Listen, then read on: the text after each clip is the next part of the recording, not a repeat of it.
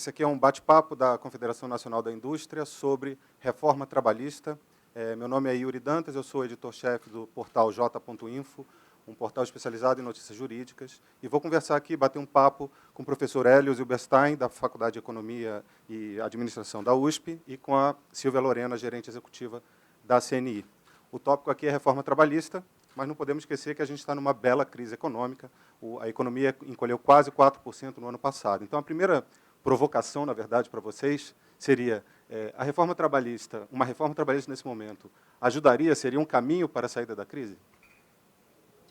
Pode começar. Ela ajudaria a mudar o ambiente, a mudar a percepção das pessoas. A regulamentação do mercado de trabalho não cria empregos em si. O que cria emprego é investimento, é crescimento, é demanda, é consumo. Isso é que cria emprego. Agora, para que isso tudo aconteça, as pessoas precisam confiar que o sistema vai funcionar. E um dos empecilhos que a gente tem no nosso ambiente de negócios, ambiente institucional, é a questão trabalhista. Então, se a gente conseguisse avançar nesse momento, isso seria uma contribuição muito importante lá para frente, quando a gente sair dessa situação. Seria, então, um nó que se desatado... Que se desataria. Não conseguiria... é o único, não é o grande impedimento para a retomada, mas é uma questão muito relevante. Silvia, como os industriais veem essa questão? Bom, a reforma trabalhista ela é fundamental, especialmente nesse momento de crise, né? Até porque as relações do trabalho é um dos pilares, né, da competitividade, um dos fatores, né, que impacta, né, a competitividade nesse contexto é a nossa legislação trabalhista, que, embora tenha todo o seu mérito, né, de quando foi editada, e na década de 40, hoje ela está desajustada, desalinhada com as novas formas de produzir e de trabalhar. Isso chama muita atenção. A gente tem uma democracia jovem, mas que já testou, por exemplo, os dois principais partidos políticos do Brasil. Os dois maiores partidos políticos, né, o PT e o PSDB, se alternaram na presidência, e a gente tem essa senhora de 73 anos, que é a CLT, resistindo. Como fazer para sensibilizar o Congresso Nacional e o mundo político disso que vocês dois estão dizendo? Assim, qual é o caminho para alertar que esse nó precisa ser desatado? Eu acho que essa é uma pergunta não de $1 milhão, mas de $1 bilhão. Né? Como é que a gente faz reforma trabalhista num país que tem um sistema caduco, mas muito poderoso ainda, que está enraizado, criou interesses que são muito difíceis de remover e de superar. A grande contraposição que se põe nessa questão é o seguinte: o Brasil, sem dúvida, isso está correto, é a posição da CNI, é a posição, inclusive, de setores sindicais. Nós precisaríamos evoluir para um sistema que privilegiasse a negociação. E hoje o que nós temos é um sistema que privilegia a legislação. Não é? Como é que a gente faz essa transição?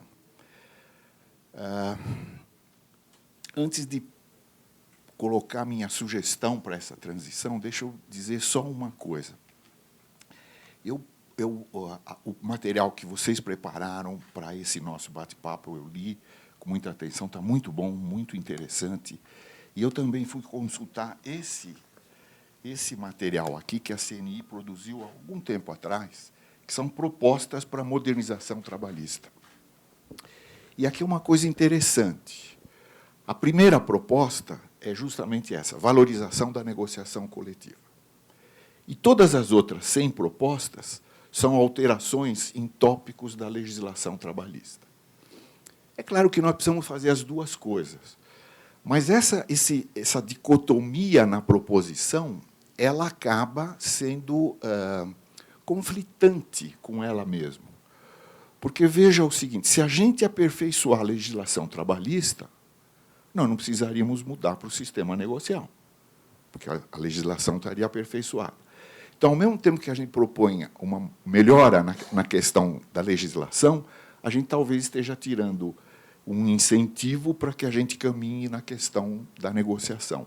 Não estou dizendo que a CNI deva escolher uma das duas. As duas batalhas precisam ser travadas. Mas existe essa contradição. E eu tenho a sensação que nós só vamos superar essa contradição se a gente abandonar a ideia de que nós podemos colocar à margem ou superar o modelo legislado. Ele está aí, ele é muito forte. Precisaria de um terremoto institucional para que a gente sonhasse em removê-lo.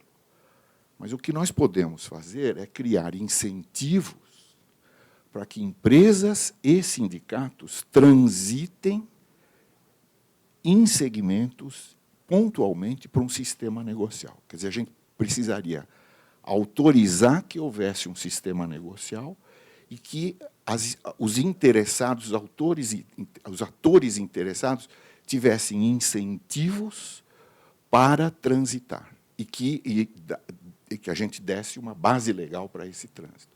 Eu acho que essa seria uma estratégia interessante. Nós não vamos mudar tudo, mas a gente pode incentivar para mudanças parciais, que, com o tempo, poderiam gerar um efeito demonstração e trazer novas migrações para esse sistema.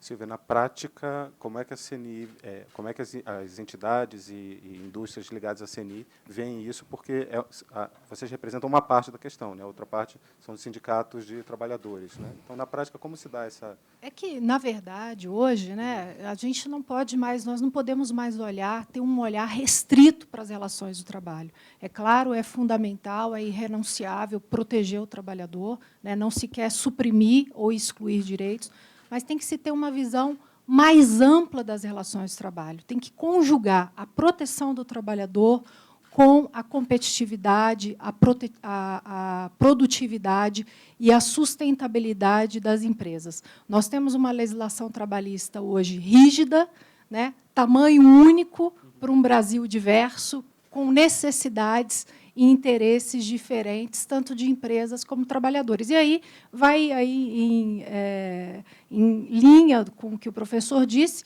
que a valorização da negociação coletiva é um dos caminhos, ou é uma ferramenta que pode e deve ser utilizada para modernizar as relações do trabalho e compor as mais diversas necessidades e interesses sem desproteger. Além de direitos, né, e de avançar nessa questão de competitividade, às vezes a gente tem umas questões muito simples, né? Por exemplo, a CNI recebeu pelas redes sociais uma pergunta aqui. Alguns funcionários da empresa em que eu trabalho pediram para trabalhar de home office, trabalhar de casa, mas informaram que poderiam ter problemas com o ponto. Por quê? Eu queria que vocês explicassem um pouco, professor, por que trabalhar de casa e entregar o trabalho para a empresa, né, continuar contribuindo com o desenvolvimento da empresa, pode gerar problema para o empregado? A gente, voltando lá atrás, na década de 30 do século passado, no regime do Estado Novo, foi criado esse sistema que privilegiou a legislação. E, então, ela criou todo um sistema de normas que não podem ser violadas, são leis. Né? Então, se na lei está escrito que você tem que cumprir 8 horas presencialmente, e hoje o trabalho presencial, eu não digo que está virando uma exceção, longe disso, mas cada vez mais há trabalhos não presenciais, essa legislação não está adequada. E, quando você fala em mudar a legislação, todo mundo fica com medo, porque nós vamos estender a jornada, explorar o trabalhador. Então, fica assim. Né? E, provavelmente, essa empresa pensou em negociar um acordo com o sindicato. Mas nós não temos base legal para validar esse acordo. Então, a gente está nesse nó. Não é? Que eu acho que é uma dificuldade, mas, ao mesmo tempo, é um incentivo. Quer dizer, está claro que nós precisamos caminhar para um cenário em que a negociação possa fugir dessa prisão da legislação. A gente precisa desenhar com cuidado quais seriam as regras para criar esse cenário. E volto a dizer, nós não devemos nos iludir em criar um cenário que agora vai valer para todo mundo. Não. A gente cria um cenário optativo, com incentivos para os dois lados para fazerem essa migração. Na prática, o que a gente vê é, quando há esse problema, busca-se o judiciário. E um número que a CNI compilou aqui, com base nos dados de 2014, por exemplo, que serve de reflexão para a gente, é que para cada trabalhador com carteira, existe um processo trabalhista no Brasil para cada 6 trabalhadores com carteira assinada, né? Acho que é um parâmetro que mostra que a judicialização é um sintoma de que a lei precisa ser alterada também, né? Silvia, eu queria que você respondesse uma outra pergunta também enviada por rede social. Se houver um acordo coletivo prevendo redução do horário de almoço, com compensação no fim do expediente, isso é facultativo ou todos os funcionários têm que seguir? Não, isso pode ser objeto da própria negociação coletiva, né? Mas a dificuldade que hoje as empresas encontram, e aí é o exemplo do próprio home office, é que esse tipo de acordo, ou seja, esse tipo de ajuste que é feito de forma legítima com o sindicato que representa os trabalhadores, muitas vezes é anulado, é considerado inválido pela Justiça do Trabalho. Então, o que isso revela? Né? Assim, tanto o exemplo do home office como isso, é que a nossa legislação ela dá muito pouco espaço, muita pouca margem para que as partes se entendam e ajuste condições específicas de trabalho. E é importante deixar claro que o fato de privilegiar a negociação coletiva, de reconhecê-la, de fortalecê-la, não significa que a legislação não vai existir.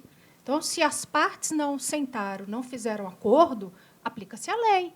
Agora, se empresa e empregador identificou alguma situação, como, por exemplo, a redução da jornada de almoço, para que o empregado possa sair mais cedo, não pegar trânsito, ou fazer uma ponte de um feriado, enfim, ou não trabalhar em determinada circunstância, isso precisa ser valorizado, isso precisa ser reconhecido, até para se dar segurança jurídica, e essa é uma das questões que pode, inclusive, reduzir o número de demandas trabalhistas que hoje tramitam na Justiça. Nós estamos aí próximos de mais de 8 milhões de processos trabalhistas tramitando na Justiça. Possivelmente, esse número vai aumentar esse ano em razão da crise, né?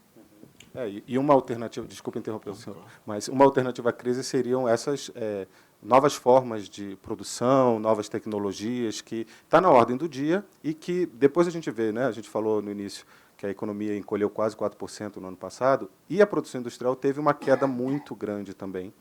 E a saída para a indústria é sempre inovar, olhar para frente, ir para a vanguarda, né, competir melhor. Tem uma outra pergunta... Posso acrescentar só um detalhe sobre a questão anterior? Sim. Toda vez que se propõe, então, que a negociação avance sobre o território da legislação, sempre aparece um argumento contrário, não é? Além do argumento de que a legislação não pode ser quebrada. E, nesse caso da redução da hora, do horário para alimentação, é a questão da saúde. É que o trabalhador não sabe, ele é completamente ignorante a respeito da saúde dele, e ele precisa de 1 hora para comer. E, se ele não dedicar 1 hora para a sua refeição, ele está fazendo um atentado contra a sua própria saúde. Quer dizer, é um paternalismo sobre o nível de informação dos próprios trabalhadores. É verdade que um operário que come aquele prato de peão, né, ele precisa de um tempo para uma digestão. Mas uma pessoa que trabalha no escritório, que leva um sanduíche para comer, é outra realidade. Essa pessoa está consciente. Ela quer terminar o expediente antes para ir fazer um fit, para cuidar da saúde. Mas aí, nesse caso do professor, está fazendo um parênteses. O próprio sindicato que está fazendo essa negociação da redução do intervalo intrajornada, ele vai poder verificar se a empresa, por exemplo, fornece o refeitório, se aqueles trabalhadores que estão almoçando, tirando o intervalo em menor tempo, vão ser ou não prejudicados. Eles estão ali representados pelos sindicatos. Né? Eles estão crescidos, eles estão maduros. Né? Quer dizer, essa tutela exagerada, que é a justificativa da CLT de 1930 a 1940, hoje não cabe no nosso mundo. Mas, ao mesmo tempo, a gente vê que, se a realidade estivesse forçando, vamos supor, né, pressionando o governo e justiça a seguir esse caminho da negociação, como vocês dizem, talvez isso já tivesse um pouco mais de pressa. A gente não precisa também de uma mudança de mentalidade, porque, nesse caso, por exemplo, do almoço que o senhor citou, o chefe dele pode concordar que ele precisa de 1 hora e o sindicato também vai concordar que ele precisa de 1 hora. Então, você também precisa de uma mudança de mentalidade de empregador e empregado para valorizar esse tipo de coisa, né? Na verdade, você precisa reconhecer a autonomia da vontade coletiva. Porque, se você está negociando, presume-se que o sindicato ele está ouvindo a categoria dele, que ele fez uma assembleia, enfim, que ele considerou todos os fatores para ajustar essa condição. Existem alguns territórios que realmente você precisa de uma presença do Estado para regular. E essa área da saúde e segurança, por exemplo, não estou falando do horário de refeição, mas o ambiente de trabalho, a periculosidade, a insalubridade. Às vezes você precisa de pesquisas, de estudos, com necessidade de recursos muito grandes que as partes não têm. O Estado precisa suprir, ele precisa ajudar as partes a formularem as regras básicas de proteção da saúde e da segurança. Então, esse é um território realmente que precisa ser normatizado, mas também negociado. Não é? Agora, as outras coisas, a gente poderia ter outro exemplo bem simples, né, professor Yuri, é a questão das férias. Por exemplo, quando a CLT foi editada, está lá a proibição de que pessoas com mais de 50 anos possam fracionar suas férias. Né? Ela tem que tirar as férias como um todo. Uma pessoa de 50 anos da década de 40 é completamente diferente de uma pessoa com 50 anos, né, nos dias de hoje. Um alto executivo não pode escolher tirar 3 vezes as férias? Eu tenho 70 anos e eu fraciono minhas férias. Não contem para ninguém, mas eu... É o nosso segredo, professor. Eu queria continuar nessa questão de tecnologia, porque é algo que, enfim, a gente está vendo isso na prática, né? Muitas empresas, startups, eu trabalho numa startup, né? Uma iniciativa nova de jornalismo, e a gente recebeu uma pergunta aqui, um pouco mais ampla pela rede social, que eu passo para vocês. A questão trabalhista pode ser um problema para o desenvolvimento desses novos setores da economia, principalmente de alta tecnologia? A gente pode estar brecando esse desenvolvimento com uma legislação tão antiga? Com certeza. No momento que você tem uma legislação rígida, no momento que você tem alta burocracia até para entender essa própria legislação. Hoje, uma empresa precisa ter uma equipe multidisciplinar para cumprir as rotinas trabalhistas. Você precisa de um contador, você precisa de um advogado, você precisa de um engenheiro do trabalho, você precisa de um médico do trabalho. Então, você tem que ter toda uma expertise na sua empresa para entender a legislação trabalhista, que muitas vezes independe até da própria leitura literal, porque você precisa conjugar o que está escrito na lei com a jurisprudência da Justiça do Trabalho, que, por vezes, tem uma interpretação diferente. Pode conflitar. Né? Então, tudo isso gera um ambiente de insegurança jurídica e acaba desestimulando novos empreendedores, acaba criando um ambiente de negócios aí desfavorável. Claro, a tecnologia está criando situações que nenhuma lei poderia e vai poder prever. Né? E esse fato é um argumento muito forte, adicional, para que a gente privilegie a negociação. Quando uma nova situação surge, nada melhor do que as partes interessadas que estão vivenciando aquela situação conversem e negociem um arranjo que seja bom para todos. Né? Aqui tem um aspecto muito importante que o material que vocês prepararam lembra muito bem. Se a gente não acordar para isso, para essa questão do ajuste da regulamentação com a tecnologia, nós corremos o risco de perder espaço nesse nível de produção mais moderno. Vai ser muito mais vantajoso para a própria empresa brasileira passar essa parte mais inovadora para fora, porque lá isso pode ser feito sem problemas. E aqui está difícil de fazer. Então, é uma questão de competitividade também. Não só difícil, como custoso, né, que é a questão da competição. Porque as novas formas de produzir, as próprias novas formas de trabalhar, elas são dinâmicas, né? E a gente tem uma legislação trabalhista estanque que, para qualquer modificação, segue o processo legislativo normal, que é demorado. E aí a negociação coletiva ela pode dinamizar esse ajuste das condições e permitir e favorecer o ambiente, né, de negócios e estimular aí o empreendedorismo, né? O senhor mencionou que a empresa brasileira pode optar por transferir essa parte mais tecnológica, né, de maior densidade tecnológica, para fora, ou mesmo se mudar, né, mudar de endereço, como a gente Seria viu pior nos ainda. últimos anos. A dúvida aqui de quem acompanha a gente pelas redes sociais é: quando você compara a legislação brasileira com outras, ela é muito mais protecionista? A gente está isolado nessa abordagem trabalhista ou é algo que a gente vê em alguns parceiros importantes nossos? Ela é muito protecionista, muito detalhista e muito protecionista, sem dúvida, sem dúvida. Mesmo em comparação com outros países de mesmo desenvolvimento? É mesmo, sem dúvida, sem dúvida. E o que a gente vê hoje é que aqueles países que tinham uma legislação ou que têm uma legislação rígida, caminhando para uma reforma para poder harmonizar a competitividade das empresas com a proteção do trabalhador, né? É o caso da França, o caso da Espanha, né? Que estão caminhando no sentido de deixar a legislação trabalhista mais elástica, dando esse espaço para ajustes aí pontuais e dinâmicos, né? Exatamente.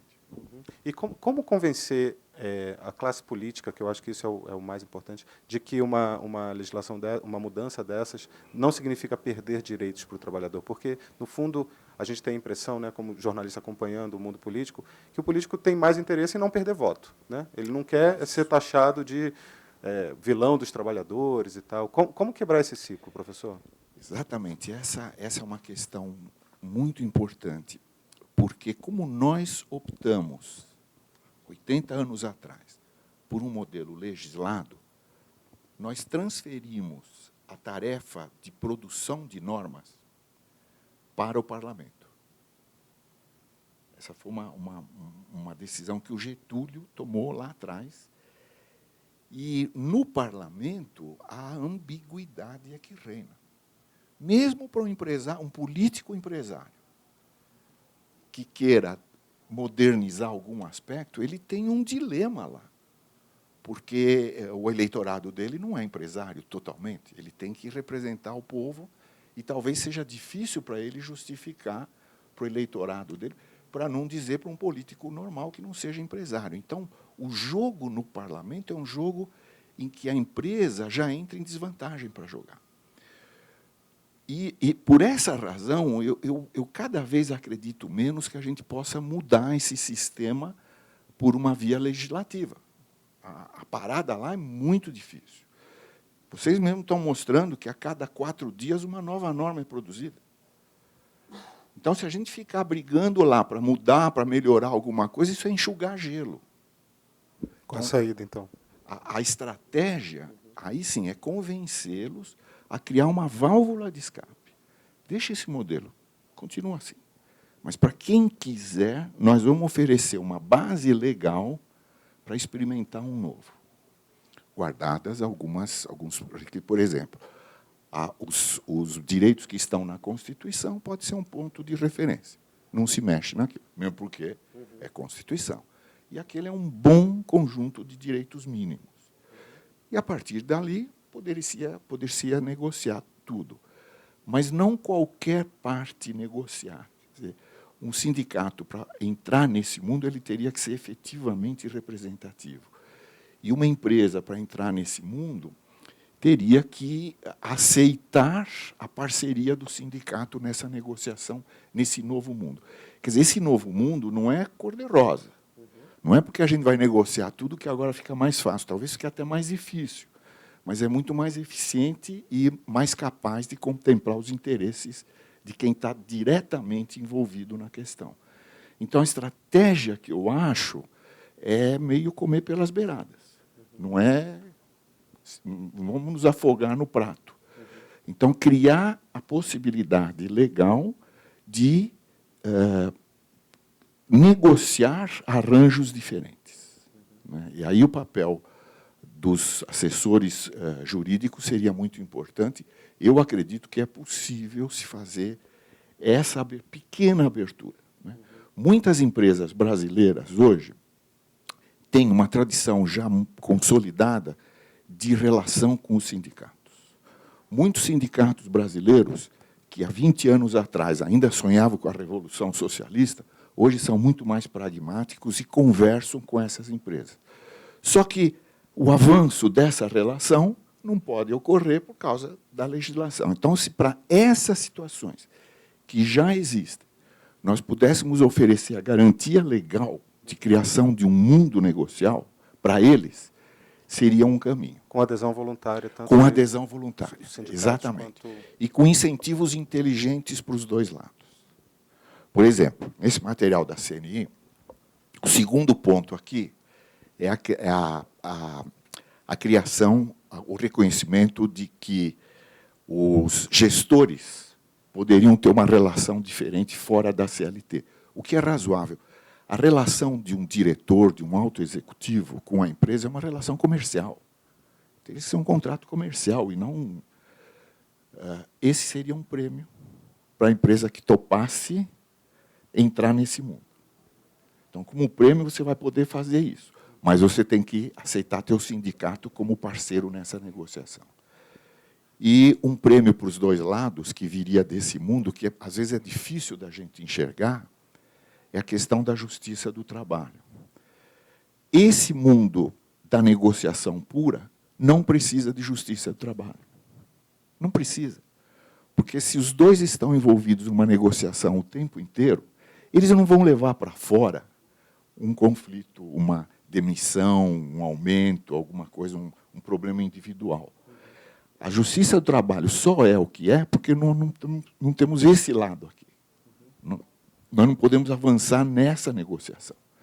Porque esse mundo negocial puro, ele cria compromisso. E há vários casos de empresas e sindicatos que renunciam ao uso da justiça do trabalho no Brasil, por causa desse compromisso. Então, é possível fazer essa transição devagarzinho. Que, na verdade, significa ajustar a legislação trabalhista a uma nova realidade, né? E utilizar a negociação coletiva como um instrumento para modernizar, né, a legislação trabalhista. Eu queria pegar carona nisso que o professor estava dizendo, né, sobre a justiça trabalhista, que é uma particularidade muito forte do Brasil, né, toda essa estrutura de juízes e desembargadores e ministros, né, no Tribunal Superior e tal. A justiça trabalhista hoje virou um custo adicional para as empresas? Virou um passivo e imprevisível. Não é?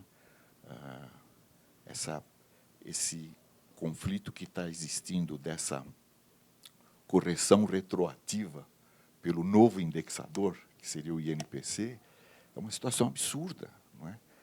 Muitas empresas, principalmente as sociedades anônimas, elas têm que colocar no seu balanço uma provisão para esse débito trabalhista.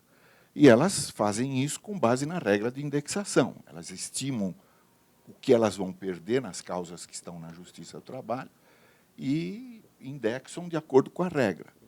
Está lá no balanço. Aí, de repente, o TST muda a regra de indexação. Então, tem que voltar atrás e fazer uma provisão acima da provisão.